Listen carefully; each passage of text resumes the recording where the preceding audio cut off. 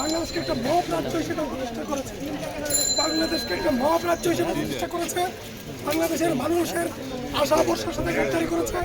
জুলাই অভ্যুত্থানের যে স্পিড, জুলাই অভ্যুত্থানে মানুষ চাইছিল বাংলাদেশে একটা সুশাসন আসবে, বাংলাদেশে দুর্নীতিমুক্ত দেশ হিসেবে জায়গায় এসে বিশ্বাসের জায়গায় এসে মানুষের আস্থা বিশ্বাসকে পুঁজি করে জুলাই ব্যবসা করেছে এই ইউনূস। এই জুলাই ব্যবসা করেছে এই ইউনূস বাংলার মাটিতে।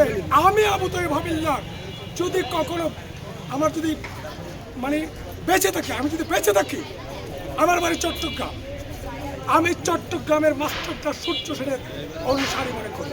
আমি ব্রিটিশ আন্দোলনের নেত্রী প্রীতিলতার উত্তরসূরি মনে করি। আমি ব্রিটিশ বিরোধী আন্দোলনের মাওলানা মনিরুজ্জামানের উত্তরসূরি মনে করি, যে আমাদের চট্টগ্রাম বন্দর আমেরিকা হাতে তুলে দেওয়ার প্রচেষ্টা করেছে।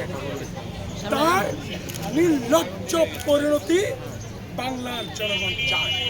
সেই কার্যাঞ্চল হিসেবে এই কর্মসূচি চলছে। আমি